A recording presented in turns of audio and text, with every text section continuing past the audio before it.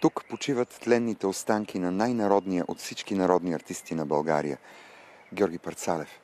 Макар да е разположен в непосредствена близост до алеята на артистите край гробът му, днес все по-рядко и все по-рядко се спират почитатели на необятния му актьорски талант, за да положат цвете или просто да помълчат. Парцалев няма наследници.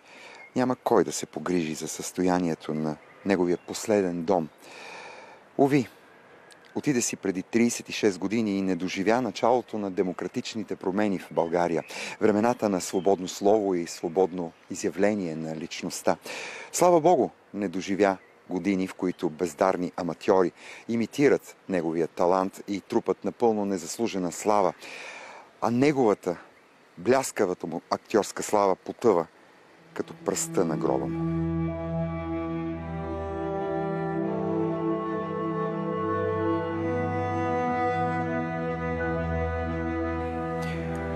Преди години вандали изтръгнали медените букви, с които е изписано славното за България и за поколения българи име. Днес палим свещ на гроба му в памет и в чест на 100 години от рождението му. На поредната задушница отново преминах през известната алея на творците на централни софийски гробища и разбира се покрай паметника на неповторимия, незабравим български актьор Георги Парцалев. Много пъти сме го казвали, това много пъти сме говорили. Гробът наистина е в ужасно състояние и не само той, а изобщо гробовете на много видни българи, актьори, политици, музиканти, певци, певици. Споделих това с моите колеги от Българската национална телевизия и веднага, спонтанно, без всякакъв резерв и колебание, възникна идеята Българската национална телевизия да вложи свои средства и да възстанови този гроб, за да може той наистина да бъде едно място за почит, за памет. Мисля, че това е редно и същевременно е много тъжно, защото всички са абдикирали от онова, което наричаме памет, традиции, минало. И никога няма виновни, никога няма отговорни, но пък ето за сметка на това БНТ отново влиза по някакъв друг начин в своята обществена мисия. Внимание! Легнете по гръб. Ръце зад тила. Краката опънати един до друг. Готови ли сте? Да. Свивате дясното коляно, доближавате го до гръдния кош, изправяте крака, сваляте го на земята. Но и едно, две, три, четири, едно, две, три, четири.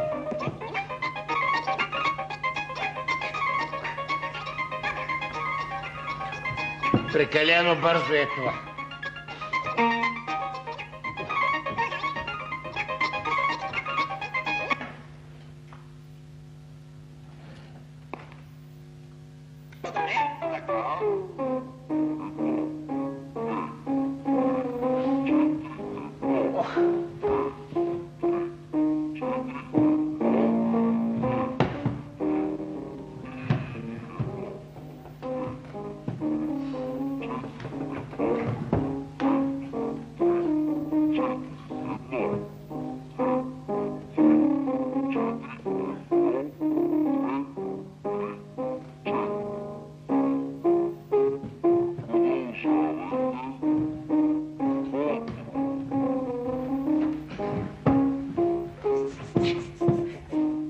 Ела, мила, да ме видиш.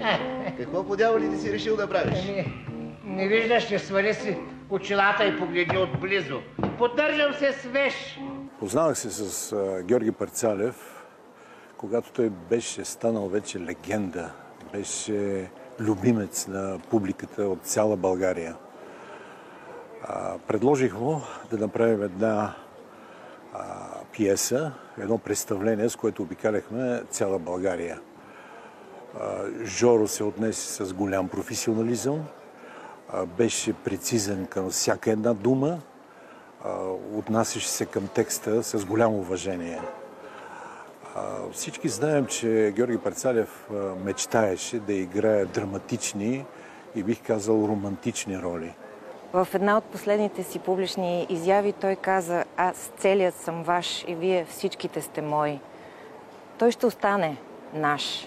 Всички ние го припознаваме като един вдъхновяващ артист, като един човек, който винаги събужда усмивка и много горещ, емоционален смях от нас.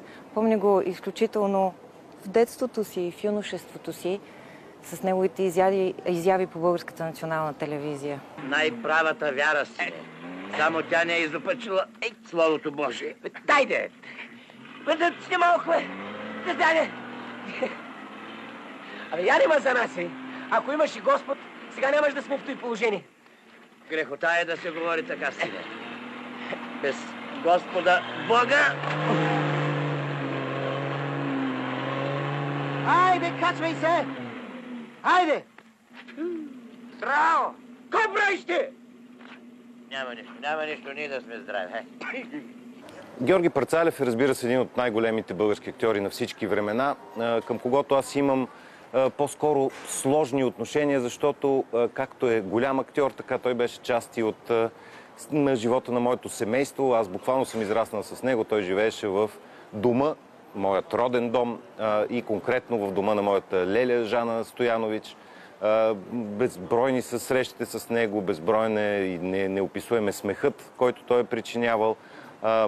Той наистина беше част от една много прекрасна, много задружна, много лъчезарна група от артисти, от хора, които прекарваха живота си заедно. И каквото и да кажа, оттам нататък вече е напълно безмислено.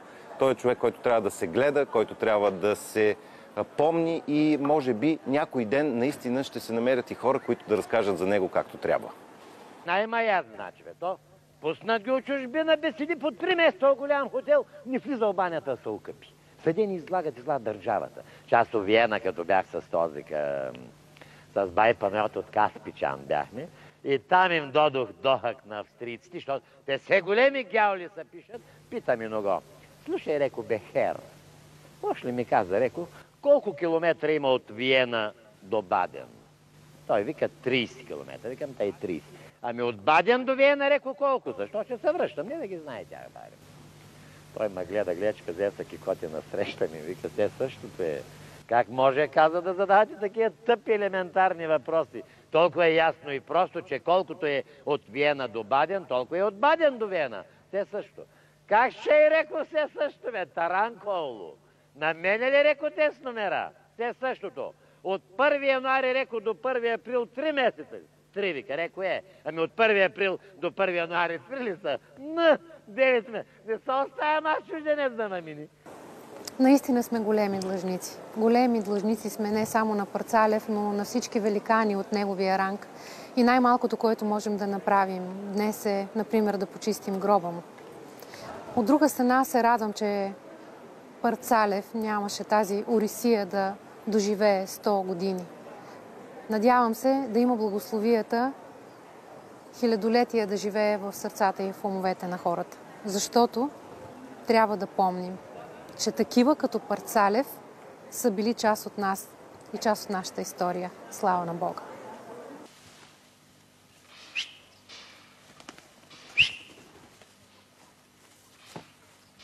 Още не се е прихванало. Ще се прихване. Ще се прихване.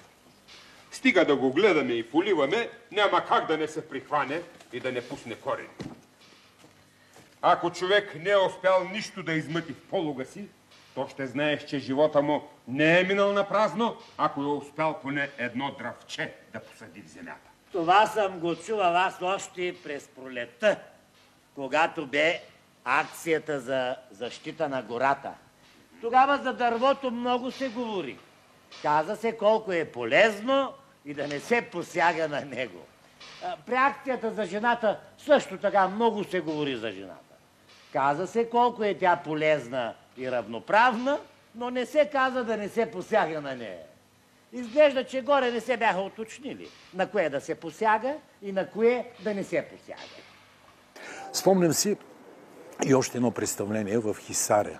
Тогава имаше един организатор, Иван се казваше, беше голям организатор, в цяла България организираше представление. В структурата на представлението Жоро участваше някъде на 40-45 минута. Когато този организатор разбра, че Георги Парцалев ще се яви на 45-та минута на сцената той изпадна в паника и каза, че това не може да стане, защото от цяла България са дошли зрители да го гледат и дали ще издържат 45 минути, не се знае. Тогава набързо импровизирахме, написах един негов монолог. Този монолог отразяваше състоянието и мечтите на Жоро, ако мога така да кажа. Той много го хареса и след това го изпълняваше при всяко едно негово излизане на сцената. Този монолог за щастие го пазя и го написах малко преди представлението. Ето, написах го на ръка. Ето какво съдържаше текста. Цял живот се смея. Някои мислят, че така съм се родил, с усмивка на лицето. Други казват, че това ми е номерът живот. А трети, че съм палячо и шут. Затова едни ме мислят за луд, други странят от мен, а последните ме търсят, за да ги разсмивам. А аз цял живот гледам към звездите. И по-накрая завършва така. Ще разбера ли тази загадка живота? А може би смърт няма никога. Затова гледам към звездите. Спомням си едно представление в Римски терми. Играхме около 10 дни на открито под звездното небе. Жоро, когато казваше тия думи, погледна към небето и тогава цялата публика, омагьосана от него, също гледаше към звездите. Мисля, че и до сега публиката, зрителите на България гледат към небето и търсят звездата на Георги Парцалев. А тя е там, блещука и ни осветява пътя. До самата алея в парцела на артистите почиват тленните останки на най-народния от всички народни артисти на България – Георги Парцалев. Мразя думата гроб, защото в гроб може да се превърне всяко едно човешко сърце, ако в него пресъхнат паметта и почита. Ако случайно минавате от тук, поставете цвете или просто помълчете минута в памет.